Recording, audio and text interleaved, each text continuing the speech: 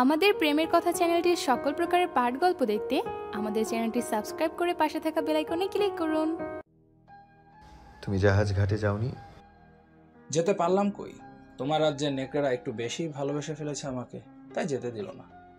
তৈরি হয়ে পর্যটক মহলে নিজের কক্ষের দরজা খোলা মাত্রই দেখতে পেলাম নেকড়ে দাঁড়িয়ে আছে আমাকে অভ্যর্থনা জানানোর জন্য। এত এত নেকড়ে মারিয়ে কি করে জাহাজ ঘাটে গিয়ে জাহাজে করে নিজের রাজ্যে চলে যাব? যা পরিস্থিতি তাতে জাহাজ ঘাটে জাহাজ আছে তো। বেশিক্ষণ কথা বলার ফুরসত পেল না ইলদিস। তারা ব্যস্ত হয়ে পড়ল নেকড়ে হত্যার অভিযানে। দীর্ঘক্ষণ এক ভয়াবহ লড়াই চলো মানুষ ও নেকড়ের। যখন লড়াই থামলো তখন আর চাঁদ দেখা যাচ্ছে না আকাশে। তুষারপাত শুরু হয়েছে। অল্প অল্পভাবে ঝরে পড়ছে সাদা তুষারকণা। খুব অবাক হলো সবাই। আজকেও তুষারপাত আশাই করেনি। এর আগে কখনো এই বিশেষ পূর্ণিমার রাতে তুষারপাত হয়নি। তার অবাক হয়ে তুষারপাত দেখছে এক নতুন অভিজ্ঞতা। সব নেকড়েদের হত্যা করা যায়নি। সুযোগ বুঝে কিছু নেকড়ে পালিয়ে গেছে। তারা যে আবার ফিরে আসবে না নেই এর কোনো নিশ্চয়তা। পালিয়ে যাওয়া নেকড়েগুলো বাদে অন্যান্য জায়গায় থাকা নেকড়েরা যে এখানে এসে আবার আক্রমণ করবে না সে ব্যাপারেও কেউ কোনো নিশ্চয়তা মন্তব্য করতে পারল না। সম্ভাব্য এক লড়াইয়ের শঙ্কা বুকে জমিয়ে রাখলো। চারপাশে দাউ দাউ করে আগুন জ্বলছে। প্রধান বাজারের জমিনে পড়ে আছে অসংখ্য মানুষের লাশ। বেঁচে থাকা মানুষেরা একে অপরের দিকে তাকাতে লাগলো। কিছু মানুষ লুকিয়েছিল একটা দোকানের পাতাল ঘরে। বাইরে তাণ্ডব থেমে গেলে তাও বের হয়ে এলো। মোট 21 জন মানুষ বেঁচে আছে। প্রত্যেকে কোনো না কোনোভাবে আহত তারা। তবে এদের মধ্যে 7 জন নেকড়ের কামড়ে আহত।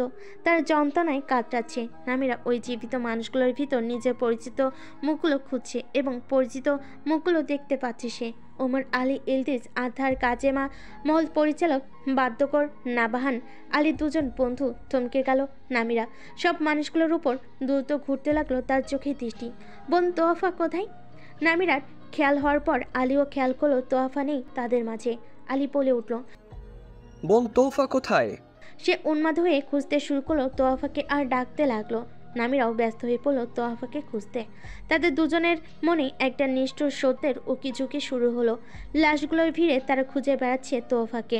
নামিরা তোয়াফাকে খুঁজতে গিয়ে শয়ে শয়ে লাশের ভিতর এমন একজনকে দেখতে পেল যে হৃদয় ধক করে উঠল তার। সে হঠাৎ স্থির হয়ে গেল সেই লাশটার সম্মুখে। চোখে জল জমল। টুপ করে ঝরে পড়ল দু গাল পেয়ে। হাঁটু মুড়ে বসে পড়ল নামিরা। লাশটার শরীরে হাত রেখে কম্পিত গলায় ডাকলো, মামা সুলাইমান। ওমর ও ইলদিজ নামিরাকে লক্ষ্য করতে এগিয়ে এলো নামিরার কাছে। দেখতে পেল মন্ত্রী সুলাইমানের রক্তাক্ত মৃতদেহ। আলী এখনও খেয়াল করেনি নামিরা একটা লাশের সম্মুখে বসে কাঁদছে। যখন খেয়াল করলো তখন থমকে গেল। কাল লাশের সম্মুখে বসে কাঁদছে নামিরা? তোয়াফার। আলী দৌড়ে এলো নামিরার কাছে।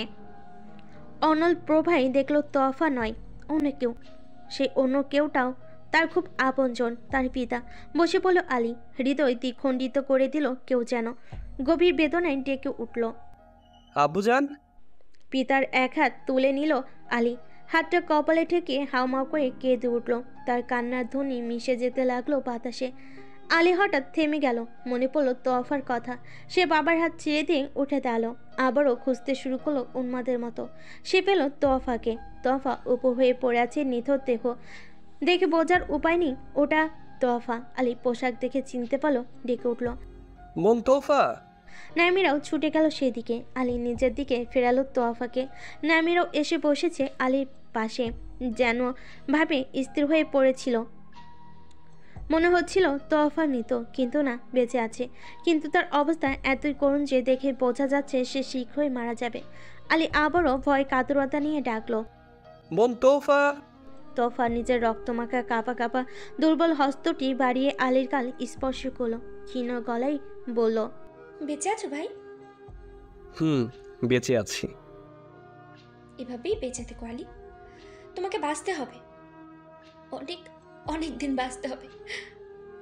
আমাদের মতো এই জঘন্যভাবে তুমি কখনো মরবে না, ঠিক আছে? তোমাকে বাঁচতে হবে, কথা দাও তুমি বেঁচে থাকবে। তোফার এমন কথাই হৃদয় ভেঙে চুরে যাচ্ছে আলীর। সে কোনো প্রত্যুত্তর দিতে পারল না। অসহ্য কষ্টে কাঁদলো কেবল। তোফা নামিরার দিকে তাকালো। কথা বলতে খুব কষ্ট হচ্ছে তোফার। নিঃশ্বাস বন্ধ হয়ে যাচ্ছে। তোফা নামিরাকে অনুরোধ কণ্ঠে বলল, আমার ভাইটাকে বাঁচতে সাহায্য করো। তোফার এমন অনুরোধে নামিরার বুক কেমন হাহাকার করে উঠল। ভীষণ কষ্ট অনুভূত হচ্ছে। তোফার অল্পক্ষণ নিঃশ্বাস নিল, এরপরই বন্ধ হয়ে গেল শ্বাস প্রশ্বাস। হৃদযন্ত্র থেমে গেল। আলিয়া সহ্য করতে পারছে না। এক রাতে এক এক করে সে নিজের গোটা পরিবারকে হারিয়ে পাগল প্রায় হয়ে গেল। চিৎকার করে কাঁদতে লাগলো সে। সবাইকে হারানোর কষ্ট তার বুকে বিষাক্ত অনুভূতির জন্ম দিচ্ছে। সে অনুভূতি এতই জঘন্য যে আলির বেঁচে থাকার ইচ্ছাটাই উবে গেল। সে কাঁদতে কাঁদতে বলল, আমি আমার সব মানুষদের হারিয়ে ফেলেছি। আমার গোটা পরিবার মারা গেছে। কি করব আমি এখন? কিভাবে বাঁচব? আমি তো মরে যাব। কি করে বাঁচবো আমি? আলী ও নামিরা দুজনেই ভীষণ কাঁদছে। হ্যাঁ, তারা তাদের পরিবারের প্রত্যেকেই হারিয়ে ফেলেছে। কেউ বেঁচে নেই, আর কারোর সাথে আর কখনো দেখা হবে না ভাবতেই হৃৎপিণ্ডটা ছটফট করছে। ইলদিজ আলী ও নামিরাকে এভাবে কাঁদতে দেখে ধমকে উঠল। থামো তোমরা, এটা কান্না করার সময় নয়। এখানে কেবল তোমরাই নিজেদের পরিবার হারাওনি, এখানে থাকা প্রত্যেকটা মানুষই তাদের আপনজন হারিয়েছে। সুতরাং কান্না বন্ধ করো। আর কিভাবে বাঁচাবে অন্যদের? ইলদিজের ধমকে আলী ও নামিরার কান্না শীতল হয়ে এলো। নামিরা ভাবল, হ্যাঁ, এখন শোকে কাতর হওয়ার সময় নয়। নিজেদের কিভাবে বাঁচানো যাবে সেই চিন্তা করতে হবে। সব নেকড়েদের মারতে পারেনি তার। এখন হয়তো অনেক নেকড়ে বেঁচে আছে। এমন হয়তো নেকড়ে রয়েছে যাদের সাথে তারা এখন অবধি লড়াই করেনি। কারণ সব নেকড়ে তো শুধু এখানেই আসেনি, রাজধানীর অন্যান্য জায়গাগুলোতেও নিশ্চয়ই নেকড়ের আনাগোনা রয়েছে এখনও। নামিরা মরতে চায় না, হারতে চায় না আর কাউকে। তার আপন বলতে আর কেবল দুটো মানুষ আছে, ওমর ও আলী। সে এই দুজনকে নিয়ে বাঁচতে চায়, অনেক দিন বাঁচতে চায়। নামিরা অন্য জীবিতদের দিকে তাকালো। এই মানুষগুলো বাঁচুক, তাও সবাই একসাথে বেঁচে থাকুক। নামিরা নিজেকে ধাতস্থ করে নিয়ে বলল, ভাই আলী, আমাদের বাঁচতে হবে, ভেঙে পড়লে হবে না। বেঁচে থাকার জন্য আমাদের কঠিন থাকতে হবে। আমাদের বিপদ এখনো কাটেনি, নেকড়েরা এখনো বেঁচে আছে, আর ওগুলোর সংখ্যায় কত আমরা জানি না। আমরা এখনো বিপদের মাঝে, তাই দুর্বল হবেন না। আলীও নিজেকে সামলে নেওয়ার চেষ্টা করছে। সে বাঁচার পণ করলো, সে মারা যাবে না। যে হিংস্র নেকড়ের দ্বারা তার পরিবার ধ্বংস হয়েছে, সে জঘন্য নেকড়ের দ্বারা কখনো মারা যাবে না সে, বরং বেঁচে থাকলেই ওগুলোর বিরুদ্ধে প্রতিশোধ নেওয়া হবে। কিন্তু নিজেকে কঠিন করতে গিয়েও দুর্বলতা আঁকড়ে ধরেছে তাকে। সে কিছুতেই তার আপনজনদের মৃত মুখগুলো ভুলতে পারছে না, আর সে মুখগুলোই তাকে দুর্বল করে রাখছে। নিজের বন্ধুদেরও খুব ভালোবাসে আলী। 3 জন বন্ধুকে সে দেখেছে এখানে। 2 জন বেঁচে আছে, অন্য দুজনের লাশ হয়তো পড়ে আছে এই অসংখ্য লাশের মাঝে কোথাও। বাকিদের খোঁজে সে জানে না তারা কোথায়, কিভাবে আছে, বেঁচে আছে নাকি কিছু জানে না। আলী নিজেকে পৃথিবীর বুকে সবচেয়ে অসহায় ও দুঃখিত মানুষ বলে মনে হচ্ছে। শুধু কি সে একা, নাকি এখানে জীবিত সবাই? ওমর অসহায় চোখে লাশগুলোকে দেখছে। কষ্টে বুক ভারী হয়ে উঠছে তার। কতগুলো মানুষ নৃশংসভাবে মারা গেছে। ওমর ঘুরে ঘুরে লাশগুলোকে দেখতে লাগলো। কত পরিচিতিরা রয়েছে এখানে। তার বন্ধুদেরও মৃতদেহ পড়ে আছে 2 জন বাদে সব রাত সৈন্যরা। যে মানুষগুলো আজ ইনিভিকে খোঁজার কাজে নিযুক্ত ছিল তাদের মৃতদেহ পড়ে আছে। তবে বিস্ময়কর ব্যাপার, তাদের শরীরে নেকড়ে কামড়ে ক্ষত নেই, রয়েছে অস্ত্রের আঘাত, যার মানে তারা নেকড়ে ছিল। ওমর সব লাশগুলোকে খুঁটিয়ে খুঁটিয়ে দেখছে। 2টো মানুষকে খুঁজছে সে, হামজালা আর ইনিভির। ওমর চায় না এই লাশের ভিতর হামজালা থাকুক, সে কিছুতেই সহ্য করতে পারবে না। ইতিমধ্যেই দাদা মুফতাসিম, পিতা ইজলাল ও অন্যান্য পরিচিতিদের হারিয়ে সে বুকে অনেক জখম নিয়েছে। হামজালাকে সে কিছুতেই হারাতে চায় না। ওমর এত লাশের ভিতর কোথাও হামজালাকে দেখতে পেল না। কিছুটা স্বস্তি অনুভব হলো তার। আশা রাখলো হামজালা বেঁচে আছে। কিন্তু ওমর লাশগুলোর ভিতর ইনিভিকে দেখার খুব চেষ্টা অনুভব করছিল। এই ধ্বংসক মেয়েটা সবকিছু ধ্বংস করে দিয়েছে।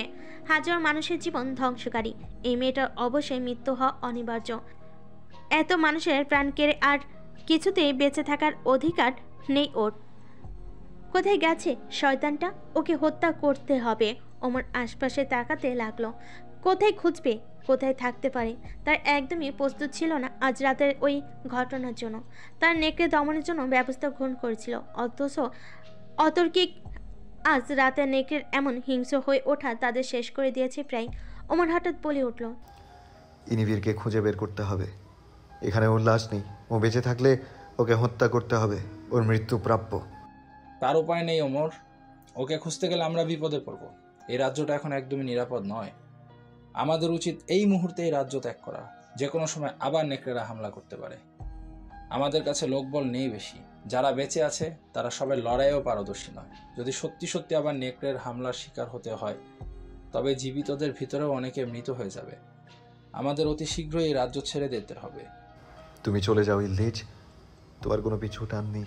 এই রাজ্য তোমার নয়, এই রাজ্যের মানুষেরাও তোমার নয়, কিন্তু এটা আমার রাজ্য, এই মানুষগুলোও আমার। আমি কিভাবে এত মানুষের খুনিকে শাস্তি না দিয়ে চলে যেতে পারি? তুমি যাও, জাহাজ ঘাটে নিশ্চয়ই জাহাজ আছে, তোমার যেতে সমস্যা হবে না। চলে যাও, অযথা ঝুঁকি নিয়ে এখানে থেকে জীবন নষ্ট করো না।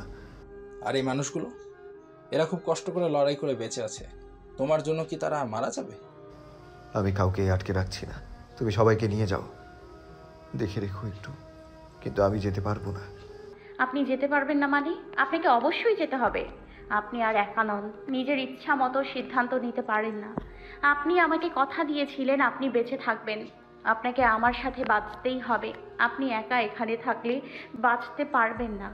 আমি আপনাকে নিয়ে বাঁচতে চাই রাজকুমার, আর কাউকে হারাতে চাই না আমি। ইতোমধ্যে অনেককে হারিয়ে ফেলেছি, চলুন একসাথে বাঁচি। নামিরার দু চোখে অশ্রু অনুনয়। এই গভীর অনুনয়ের কাছে ওমরের কঠিন মনোবল ভঙ্গুর হচ্ছে। সে বলল, কিন্তু ইনিভিরকে হত্যা না করে কিভাবে যেতে পারি? এভাবে রাজ্য থেকে চলে গেলে হার মানা হবে। না, এটা হার নয়। আমরা অনেক নেকড়েদের হত্যা করেছি, লড়াই করে বেঁচে আছি। যদি নেকড়ের সাথে লড়াই করে বাঁচতে না পারতাম, সেটা হার হতো। কিন্তু আমরা খুব বেশি মানুষ, বাঁচতে না পারলেও বেঁচে তো আছি অনেকেই। এটা আমাদের জিত। যদি আমরা আবারও নেকড়ের সাথে লড়াই করে মারা যাই, সেটা হার হবে। একদম ঠিক, সেটাই হার হবে। এভাবে লড়াই করতে গিয়ে মারা পড়লে হবে না। বেঁচে থেকে বুদ্ধি করে নেকড়েগুলোকে মারতে হবে। আমার রাজ্যে চলো, প্রয়োজনে আমি আমার রাজ্যের সব সৈন্যদের তোমাকে দিয়ে দেব। অন্যান্য রাজ্য থেকেও সৈন্য আনবো। তুমি আবার আসবে তোমার রাজ্যে। নেকড়ে নিধন করতে হলে এই রাজ্যটা পুড়িয়ে দিয়ে নতুন করে সংস্কার করতে হবে। এভাবে সেটা সম্ভব নয়, এজন্য লোকশক্তি দরকার। তোমার কাছে এই মুহূর্তে তা নেই। আর রাজ্যের যে অবস্থা, যেভাবে আগুন লেগেছে এক এক জায়গায়, তাতে আমরা পোড়ানোর আগেও পুড়ে যেতে পারে সব। এ রাজ্যটা একদমই বাস উপযোগী নয় এখন। নেকড়ে, আগুন, এছাড়া কোনো চিকিৎসকও নেই। আমরা কম বেশি সবাই আহত হয়েছি, আমাদের চিকিৎসার প্রয়োজন। নামিরা ও ইলদিজের কথাই ওমরের মাঝে বিচক্ষণতার সৃষ্টি হলো। হ্যাঁ, তারা হেরে যায়নি, নেকড়েটাও হয়তো হারেনি। তারা হয়তো সাময়িকভাবে পালিয়ে গেছে, ব্যাপারটা হয়তো সমান সমান। যদি সব নেকড়েদের হারাতে হয়, তাহলে রাজ্য থেকে বেঁচে বের হতে হবে। এরপর ইলদিজ যা বলেছে ঠিক তাই করতে হবে।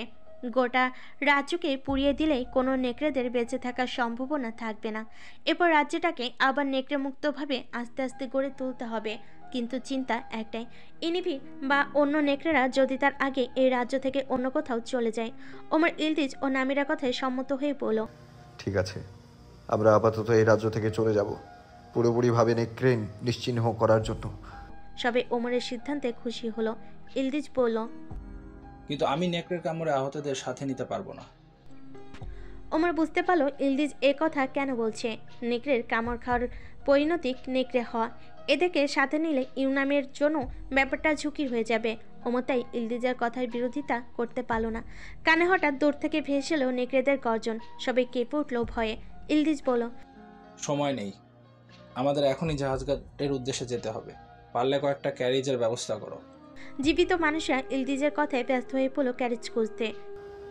রাজপ্রাসাদে আমি ইমিনাকে রেখে এসেছি, ওকে নিয়ে আসতে হবে। এছাড়া আমি হামজালাকে ছাড়াও যাব না। ইলদিজের হামজালার কথা এতক্ষণ স্মরণে আসেনি। সে এবার জিজ্ঞেস করলো, হামজালা কোথায়? রাজা ইজলাল, সাবেক রাজা মুফতাসিম, তারাই বা কোথায়? দাদা মুফতাসিম ও আব্বুজান মারা গেছে, ইনিভির মেরে ফেলেছে তাদের। নামিরার বুক কেঁপে উঠল। সে ও আলী এগিয়ে এলো ওমর ও ইলদিজের কাছে। আসলে ইনিভির রাজা ইজলালের সন্তান, আমি আর হামজালা নই। কেন নই, ইনিভির কিভাবে তার সন্তান, সেগুলো আমি জাহাজে তোমাদের বলবো। এখন সময় নেই। আমি জানি না হামজালা কোথায়, ওকে খুঁজতে হবে। আমি ওকে ফেলে রেখে যেতে পারবো না। কিন্তু সে তো একজন নেকড়ে, আমরা একজন নেকড়েকে সাথে নিয়ে যাব। ইলদিজ ও আলীর জানা ছিল না হামজাল একজন নেকড়ে। তারা দুজনেই অবাক হয়ে গেল। ইলদিজ বিস্ময়ে বিমূঢ় হয়ে পড়ল, হামজালা একজন নেকড়ে? তুমি একজন নেকড়েকে নিয়ে যেতে চাচ্ছ আমার রাজ্যে? এটা কখনোই সম্ভব নয়, ভুলে যাও এটা। দয়া করে না করবে না, আমি ওকে ছেড়ে যেতে পারবো না, ও আমার ভাই। আমি ওকে অসম্ভব ভালোবাসি। আমি ওকে কথা দিয়েছিলাম আমি ওকে রক্ষা করব, বাঁচাবো। যদিও আমি নিজের কথা অনুযায়ী কাজ করতে পারিনি, কিন্তু যখন আমার বুকে আশা আছে ও এখনো জীবিত, আর আমি যদি ওকে খুঁজে পাই তখন আমি ওকে নিয়ে যাবই। প্রয়োজনে আমি ওকে সারা জীবন বন্দি করে রাখবো, তাও ওকে সাথে নিতে চাই। আমি এটাকে একদমই সমর্থন করছি না। কিন্তু আপনি তাকে কোথায় পাবেন? আপনি তো জানেন না সে কোথায় আছে, এমনকি আপনি নিশ্চিত নন যে বেঁচে আছে কি না। আর বেঁচে থাকলেও সে যদি মানুষ রূপে না থাকে, আপনি কিভাবে নিয়ে যাবেন? যতগুলো লাশ এখন পর্যন্ত দেখেছি তাতে ওর লাশ দেখতে পাইনি কোথাও। আমার মনে হচ্ছে বেঁচে আছে ও। জানি না মানুষ রূপে আছে কিনা, কিন্তু খুঁজে তো দেখতেই পারি। আর যদি খুঁজে পাই ওকে সাথে নেবই, তাতে কারো মত থাক আর না থাক। ওমর হঠাৎ প্রাসাদের পথে দৌড়ে গেল। নামিরা ওমরকে একা ছাড়তে চায় না। সে ওমরের পিছন পিছন দৌড়াতে শুরু করলো। ওমর হামজালাকে নাম ধরে ডাকতে ডাকতে দৌড়াচ্ছে। তার মনে হচ্ছে সাড়া দেবে হামজালা, কিন্তু কোনো সাড়া এলো না। ওমর রাজপ্রাসাদে চলে এলো। তার সাথে নামিরা প্রাসাদে ঢুকে হল ঘরে প্রবেশ করা মাত্রই যে দৃশ্য দেখতে পেল তাতে গা কেঁপে উঠল নামিরার। এখানে এত মানুষের দেহ। ওমর দেখলো পরিচারিকাদের মৃতদেহ আগের চেয়ে যেন বেশি দেখা যাচ্ছে। এত মৃতদেহ তো ছিল না। এরা নিশ্চয়ই কোনো কক্ষে ঢুকে নিজেদের রক্ষা করেছিল প্রথমে, এরপর কোনো কারণে বাইরে বের হওয়ার পর নেকড়েদের শিকার হয়েছে। এর মানে সে চলে যাওয়ার পর এখানে নেকড়ে এসেছিল। ইমিনা ঠিক আছে তো? ওমর দ্রুত এগিয়ে গেল ইমিনাকে যে কক্ষে রেখে গিয়েছিল সেখানে। দরজাটা ভিতর থেকে বন্ধ এখনো। ওমর দরজায় করাঘাত করে বলল, দরজা খোলো, আমি এসেছি। দরজাটা একটু পরেই খুলে গেল। ইমিনা সুরক্ষিত আছে। ওমর ইমিনাকে বলে গিয়েছিল যে সে না আসা পর্যন্ত ইমিনা যেন দরজা না খুলে, নয়তো পরিচারিকাদের মতোই বাইরে বের হলে হয়তো ইমিনার লাশও পড়ে থাকতো ওখানে। ইমিনা ওমরকে ফিরে আসতে দেখে আনন্দে কেঁদে ফেল। ওমর এবার হামজালার নাম ধরে ডাকতে লাগলো উচ্চস্বরে। যদি হামজালা প্রাসাদে থেকে থাকে তাহলে সারা দেবে সেই আশায়, কিন্তু কোনো সাড়া পাওয়া গেল না। ওমর আর এখানে সময় নষ্ট করলো না। তার ফিরে এলো প্রধান বাজারে। আগুনের প্রখরতা আরও বৃদ্ধি পেয়েছে। চারপাশে ছড়িয়ে গেছে আরও গাড়ি দেখা যাচ্ছে 3টে। ওমর দেখলো ওখানে যারা ছিল তারা ব্যতীত আরও কিছু নতুন মানুষ। ওরা হয়তো আশপাশ থেকে বেঁচে ফেরা মানুষ। ওমরকে দেখে ইলদিজ বলল, তারা রাজ্য থেকে পালাতে চেয়েছিল, কিন্তু কোনো ঘাটে নাকি একটিও জলযান নেই। এজন্য তারা প্রধান জাহাজ ঘাটে যাওয়ার জন্য এসেছিল, আর এখানে আমাদের সাথে দেখা হলো। ওমর খুব অবাক হলো। কোনো ঘাটে জলযান নেই, কিন্তু কেন? এভাবে কোনো ঘাটে জলযান না থাকা তো স্বাভাবিক কোনো ব্যাপার না। ওমরের মনে হলো জলযান না থাকার পিছনে ইনিফেরি কিছু কারসাজি আছে। আমার খুব দুশ্চিন্তা হচ্ছে এখন। জাহাজ ঘাটে গিয়ে আমরা কি জাহাজ পাবো? যে জাহাজে আমার যাওয়ার কথা ছিল সে জাহাজ কি আদৌ বেঁচে আছে ঘাটে? গিয়ে তো দেখতে হবে। তোমরা যেখান থেকে এসেছো সেখানকার অবস্থা কি? খুবই ভয়ঙ্কর অবস্থা রাজকুমার। আমরা পালিয়ে আসতে পেরেছি, কিন্তু অনেক মানুষই নেকড়ের কাছে আটকে পড়েছে। হয়তো তারা সবাই এখন মারাও হয়েছে। অনেক নেকড়ে এখনও ওদিকে রয়েছে। আমাদের খুব শীঘ্রই যেতে হবে, নয়তো ওই নেকড়েরা এই জায়গাতেও এসে হামলা করবে। ইলদিজ সবাইকে ক্যারেজে উঠতে তাড়া দিল। প্রজাটা আর কিছু না বলে চলে গেল ওমরের সামনে থেকে। ওমর সবাইকে নিয়ে রওনা হতে বলল। আর তুমি? আমি হামজালাকে আর একটুক্ষণ খুঁজে দেখতে চাই। ওমর সত্যি সত্যি একটা মশাল নিয়ে আশপাশটা খুঁজে দেখলো। ইলদিজ খুবই বিরক্তবোধ করছে। কেন হামজালাকে সাথে নিতে হবে? ভাইয়ের প্রতি ভালোবাসা থাকা ভালো, কিন্তু নিজের জীবনের প্রতি তোয়াক্কা না করে ভালোবাসা প্রদর্শন কেন যেন ইলদিজের ভালো লাগছে না। ইলদিজ ভাবল সে ওমরকে রেখেই ক্যারেজগুলো নিয়ে চলে যাবে, কিন্তু কেন যেন ওমরকে রেখে যেতে পারলো না। এখানে যেভাবে আগুন লেগেছে তাতে বেশিক্ষণ থাকাও সম্ভব নয়। তবু তারা ওমরের জন্য অপেক্ষা করতে লাগলো। নেকড়েরা হঠাৎ এসে আক্রমণ করতে পারে এমন প্রস্তুতিও নিয়ে রাখলো। ওমর ফিরে এলো কিছু সময় পর। একা হামজালাকে পাওয়া যায়নি। ওমর আশা ছেড়ে দিয়েছে। তার হৃদয়ে এখন ক্লেশের বিদ্রোহ। হামজালাকে এখানে রেখে যাবে সে। তার দু চোখে অশ্রুপাত হতে লাগলো হামজালার জন্য। ক্যারেজগুলো এখনও রওনা হয়নি। ওমর ক্যারেজে উঠতে যাবে এমন সময় হঠাৎ একটা মেয়ে কণ্ঠ ভেসে এলো কানে। সবাইকে নিয়ে প্রাণীর ভয়ে পালিয়ে যাচ্ছ তাহলে? কোথায় গেল তোমার সেই দাপট ওমর? ওমর থমকে গেল। এই কণ্ঠ যে তার পরিচিত ভীষণ। ওমর চকিতে ফিরে তাকালো। আগুনের প্রভাই দেখতে পেল কিছু দূরে দাঁড়িয়ে আছে ইনিফের। ক্যারেজ থেকে ইলদিত, আতার ও নামিরা নেমে গেল ইনিফিরের কথা কানে আসাতে। ওমরের দৃষ্টি ইনিফিরের উপর, দু চোখ তার প্রখর আক্রোশে ঘৃণা। এই মেয়েটার জন্য তারা সবাই নিজেদের আপনজন হারিয়েছে, শত শত মানুষ হারিয়েছে তাদের প্রাণ। নিরীহ মানুষগুলোকে নেকড়ের পরিণত করে তাদের বানিয়েছে হিংস্র খুনি। সবচেয়ে দামি যেটা তার থেকে কেড়ে নিয়েছে সেটা হলো তার ভাই। সে জানে না তার ভাই বেঁচে আছে নাকি মরে গেছে। এত এত অপরাধ করান ইনিফিরের সাথে সে খুব চেয়েছিল বোঝাপড়াটা মিটিয়ে নিতে। বোঝাপড়াটা না মিটিয়ে চলে যেতে হবে ভেবেছিল, কিন্তু না, ইনিফির নিজ থেকে এসেছে সেটা মেটাতে। সে এখনই ইনিফিরের রক্তে শাহিদের জমিন রঞ্জিত করার সুযোগ পাবে। ওমর ইনিফির দিকে তাকিয়ে থেকে বলল, ভীষণ আফসোস হচ্ছিল আজ রাতে আপনার সাথে শেষ দেখাটা হবে না বলে। ধন্যবাদ আমার আফসোসটুকু ঘুচিয়ে দেওয়ার জন্য। নিজ থেকে মরার জন্য এসেছেন, খুবই ভালো লাগছে আমার। জীবনে হয়তো এটাই প্রথম করা ভালো কাজ আপনার। ইনিফির অট্টহাসিতে ফেটে পড়ল। হাসি সংবর না করেই পড়ল, মানুষ মৃত্যুর আগে আবল তাবল বকে, এটা শুনেছিলাম আমি। তুমি দেখছি তার বাস্তব উদাহরণ। যাই হোক, আর তুমি আজ মরতে চলেছ, এটাই মূল কথা। চেয়েছিলাম হামজালা মারুক তোমায়, কিন্তু বলদটা নিজেই কোথায় গিয়ে মরে পড়ে আছে কে জানে। ওর উপর আমার আশা রাখাটাই ঠিক হয়নি। ভেবেছিলাম নেকড়ে হয়ে প্রথম আক্রমণটা তোমাকেই করবে, অথচ ওই কিনা ওই মন্ত্রীর পিছনে পড়ে রইল, অকর্মণ্য। ইনিফির ভীষণ বিরক্ত গলায় গালি দিল, ঠিক বলেছেন, অকর্মণ্যই হামজালা। এই জন্যই ও আপনার সব কিছু জেনেও আপনাকে হত্যা করতে পারেনি। তবে চিন্তা করবেন না, আমি আমার ভাইয়ের মতো নই। আমি আপনাকে একটি সুন্দর মৃত্যু অবশ্যই দান করব।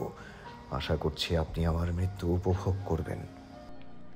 ইনিফির এবার বিরক্ত হচ্ছে। ওমরের মুখে এমন বড় বড় কথা একদমই ভালো লাগছে না তার।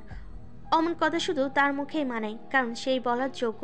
ইনিফির বলল, এত এত নেকড়ে হত্যা করে কি নিজেকে মহাপুরুষ মনে করছো? জানিয়ে রাখা ভালো, আমি ওই নেকড়েদের থেকে অনেক কয়েক গুণ বেশি শক্তিশালী। তোমার ক্ষমতা নেই আমাকে হত্যা করার। আমি হয়তো আপনার মতো অত বেশি শক্তিশালী নই, তবে আমার বুকে অসহনীয় কষ্ট আছে যা আপনার বুকে নেই।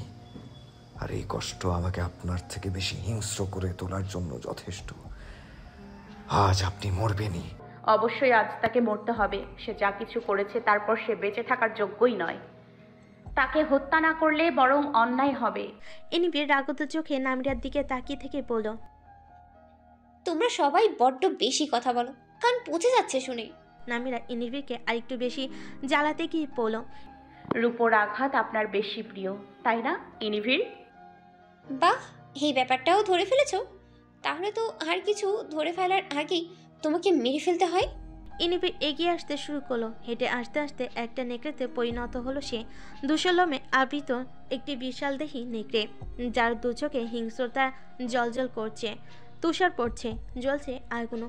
তুষারপাতেও আগুন নেভার কোনো লক্ষণ নেই। নেকড়েটা এগিয়ে আসছে, ভীষণ হিংস্র দেখাচ্ছে ওটাকে। ইলদিস ইনিফিরের নেকড়ে রূপ দেখে বলে উঠল, বাহ, তুমি এত রূপবতী একটা নেকড়ে, তা তো একদমই জানা ছিল না। ইউনামে থাকাকালীন যদি জানতে পারতাম এতদিন কবরে থাকতে। ইনিফির পায়ের গতি বাড়ল। ক্ষিপ্ত গতির সম্পূর্ণ ইনিফির তাদের কাছে এসে পৌঁছাতেই একটুও সময় নিল না। কাছে এসে সে ওমরকে নিশানা করে লাফ দিল। ওমরও এক মুহূর্ত দেরি করল না, রূপর তরবারিটা দিয়ে সজোরে আঘাত করলো। ইনিফিরের চামড়া ও মাংস ভেদ করে ঢুকে গেল ধারালো তরবারিটা। জমিনে পড়ে আছে নেকড়ের শরীরের ইনিফির। যন্ত্রণায় কাতর সে। তার সারা শরীরে অসংখ্য অস্ত্রের আঘাত। ক্ষত স্থানগুলো দিয়ে নামছে রক্তের স্রোত। সাদা বরফকুচি রক্ত লাল হয়ে যাচ্ছে। তার বুকের বাঁ পাশে গেঁথে আছে একটা রূপোর তলোয়ার, ওটা ওমরের। ইনিফিরের নিঃশ্বাস ক্রমেই ক্ষীণ হয়ে আসছে। ব্যথায় বিষ হয়ে আছে সর্বাঙ্গ। এমন কিছু ঘটার আশঙ্কা কখনো করেনি সে। এই সাধারণ মানুষগুলো তার মতো একজন শক্তিশালী নেকড়েকে এভাবে মরণদ্বারে পৌঁছে দেবে তা কখনো আশা ছিল না। সে এসেছিল এক বুক গর্ব নিয়ে, একাই সবকটা মানুষকে নিঃশেষ করে দেবে এমন একটা আত্মবিশ্বাস নিয়ে। কিন্তু ঘটলো এটা, এই সাধারণ শক্তির মানুষগুলো এত এত নেকড়ের সাথে লড়াই করতে করতে একটা পারদর্শী হয়ে উঠেছে তা সে ক্ষণকারও বুঝতে পারেনি। তার বুক, পিঠ, গলা, মুখমণ্ডল, মাথা, হাত, পা সর্বত্র অক্ষত আর অক্ষত। আলী আরেকবার ছুরিটা ইনিফিরের গলায় ঢুকিয়ে দিল। কেঁপে উঠল ইনিফিরের শরীর। আলটি টেনে বের করে নিল ছুরিটা। যন্ত্রণা হলো, রাগে ফুঁসে উঠতে পারল না ইনিফি। শরীরের শক্তি নেই আর। ইনিফিরের শরীরের লোমগুলো আস্তে আস্তে বিলীন হয়ে গেল। প্রশস্ত নেকড়ের শরীর থেকে ফিরে এলো মানবদেহের আকৃতিতে। নেকড়ের চেহারা হারিয়ে গেল। তলোয়ারটা ইনিফিরের বুক থেকে তুলে নিল ওমর। ব্যথায় গলা চিয়ে আর্তনাদ বের হলো ইনিফিরের। তলোয়ারের গা থেকে রক্তের ফোঁটা পড়ছে চুয়ে চুয়ে।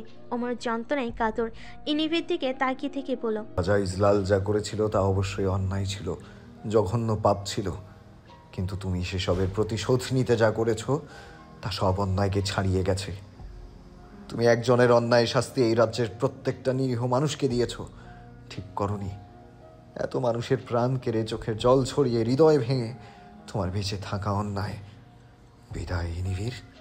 ওমর শরীরের সমস্ত শক্তি প্রয়োগ করে হাতের তলোয়ারটা দিয়ে আঘাত করলো ইনিফিরের গলায়। মুহূর্তে ইনিফিরের গলা দেহ থেকে বিচ্ছিন্ন হয়ে গেল। সবাই একদৃষ্টে তাকিয়ে থেকে ইনিফিরের মৃত্যু দেখলো। কারোর বুক কাঁপলো না একটুও, বরং বুকে প্রশান্তি অনুভব হলো। ওমরের হামজালার কথা মনে পড়তে ডুকরে কেঁদে উঠল সে। ভাবতেই পারছে না এভাবে সে ভাইকে হারিয়ে ফেলেছে। দাদা মুফতাসিম ও রাজা ইজলালের মৃতদেহ তো তাও দেখার সৌভাগ্য হয়েছে, কিন্তু হামজালা, সবার মৃত্যু ভীষণ কষ্ট দিচ্ছে তাকে। রাজা ইজলাল যতই তার পিতা না হোক, তাকে হত্যার চেষ্টা করুক, থাকুক তার অতীতে তার জঘন্য পাপ, তবুও ছোটবেলা থেকেই তো তাকে পিতা জেনে বড় হয়েছে। আব্বুজান ডেকেছে, চোখের সামনে মরতে দেখেছে তাকে। দাদাকেও মরতে দেখেছে চোখের সামনে। রক্ষা করার সময়টুকু পায়নি। হামজালাকে দেওয়া কথা রাখতে পায়নি সে। নিজের প্রতি কেমন রাগ বিতৃষ্ণা লাগছে ওমরের। সে তাকালো চারপাশে। কত রক্ত, কত কান্না, কত চিৎকার আজ শাহিরকে প্লাবিত করছে। কত মৃত প্রাণ পড়ে আছে। তুষারপাত আলতো করে মৃতদেহগুলোকে ঢেকে দিচ্ছে তুষারকণে। আজ গোটা শাহিরের দৃশ্য অবলোকন করে কেবল হাহাকারের সৃষ্টি। সে হাহাকারের কোনো অন্ত নেই। তাদের কানে দূর থেকে ভেসে আসছে নেকড়েদের গর্জন। খুব দূরে অন্ধকারের মাঝে দেখতে পাচ্ছে নেকড়েদের ক্রোধিত চোখগুলো। ওগুলো ধেয়ে আসছে, কিন্তু আর কোনো লড়াই হবে না এখন। আর কোনো মানুষেরও মৃত্যু কাম্য নয়। ওমর বলল, ক্যারিজে ওঠো সবাই। সবাই দ্রুত ক্যারেজে উঠে বসলো। এরপর ঘোড়াগুলো খুব দ্রুত ছুটতে শুরু করলো জাহাজ ঘাটের উদ্দেশ্যে। যদি তাদের ভাগ্য ভালো হয় তবে নিশ্চয়ই তার ইলদিজের জন্য আসা জাহাজটি পাবে। এত তো খারাপের পর তারা কি একটু ভালো পেতে পারে না? নামিরা ক্যারেজ থেকে পিছনে উকি দিল, দেখলো নেকড়েগুলো চোখ এদিকেই এগিয়ে আসছে, যদিও তা দূরে। ওরা নিশ্চিত পথে তুষার উড়িয়ে ছুটে আসছে। মাথায় ভিতরে নিয়ে এলো নামিরা। ক্যারেজগুলো ছুটছিল দুর্বার গতিতে। হঠাৎ মাঝখানে ক্যারেজটা থেমে গেল। ক্যারেজটাতে থামতে দেখে থেমে গেল বাকি দুটো ক্যারেজও। একটি অনুচ্চ স্বরের ডাক, যা অন্য কেউ শ্রবণ করেনি, কিন্তু সেই ডাক ঠিকই ওমরের কর্ণ এড়িয়ে যেতে ব্যর্থ হলো। ডাকটা শোনা মাত্রই ক্যারেজ থামিয়ে ফেলেছে ওমর। সে নেমে গেল ক্যারেজ থেকে। একটা মশাল জালে একটু পিছনে গিয়ে দেখতে পেল একটা কাচের সাথে হেলান দিয়ে আহত শরীরে একজন মানুষ পৌঁছে আছে। আর সেই মানুষটা অন্য কেউ নয়, হামজালা। হামজালাকে এখানে দেখে কিছুটা চমকেছে ওমর, তবে হামজালাকে দেখে তীব্র কষ্ট ও আনন্দ ছড়ল যেন তার হৃদয় কোণে। ওমর ভাইকে আলিঙ্গন করলো, এক বুক শান্তি নিয়ে পড়ল। বেঁচে আছো তুমি? ওমর বেশিক্ষণ জড়িয়ে রাখার সুযোগ পেল না ভাইকে, কারণ তাদের পিছনে রয়েছে নেকড়ে। সে হামজালাকে দ্রুত ক্যারেজে তুলে দিল, এরপর নিজেও এসে বসলো। এরপর আবারও দ্রুত ছুটতে লাগলো ক্যারেজগুলো। হামজালা একজন মানুষকে তাড়া করতে করতে এই পথে ছুটে এসেছিল। মানুষটার সাথে লড়াই করতে গিয়ে সে খুব আহত হয়েছে, তবে সেই মানুষটা রক্ষা পায়নি তার থেকে। মেরে ফেলেছে সে। তার পাশে পড়ে আছে মৃতদেহটা, কিন্তু ওমর মৃতদেহটা খেয়াল করেনি। হামজালার শরীর এখন ভীষণ দুর্বল, এজন্য নেকড়ের সত্তাটা তার মাঝ থেকে হারিয়ে গেছে। সেটা এর পাচ্ছে এত দুর্বল হয়ে পড়েছে যে সত্তাটা হয়তো আর জাগ্রত হওয়ার মতো অবস্থায় নেই। ক্যাচগুলোকে আসতে দেখে মনে হচ্ছিল ওমর আছে ওর মধ্যে, তাই সে ওমরের নাম ধরে ডেকেছিল। কিন্তু সত্যি সত্যি ওমরকে পেয়ে যাবে তা ভাবিনি। ওমরকে দেখতে পেয়ে ভালো লাগছে। জাহাজঘাটে পৌঁছে তারা দেখলো এখানেও মানুষের মৃতদেহ পড়ে আছে। এরাও হয়তো এখানে জাহাজের খোঁজে এসেছিল, কিন্তু নেকড়ের শিকার হয়েছে। অনতি দূরে একটা জাহাজ দেখা যাচ্ছে। হ্যাঁ, আলো দেখতে পাচ্ছে তারা।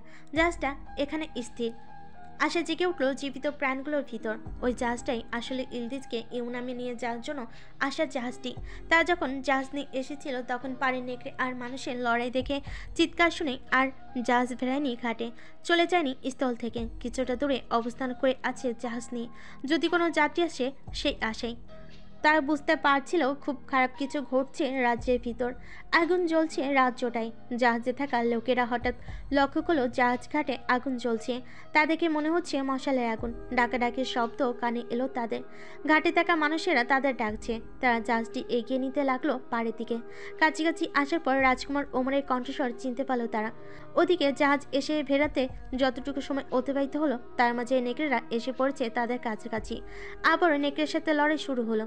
নেকড়ের সংখ্যা কম থেকে কয়েকজন নেকড়েগুলোকে আটকে রাখলো, আর সেই সুযোগে এদিকে থেকে জাহাজে উঠতে লাগলো ওনারা।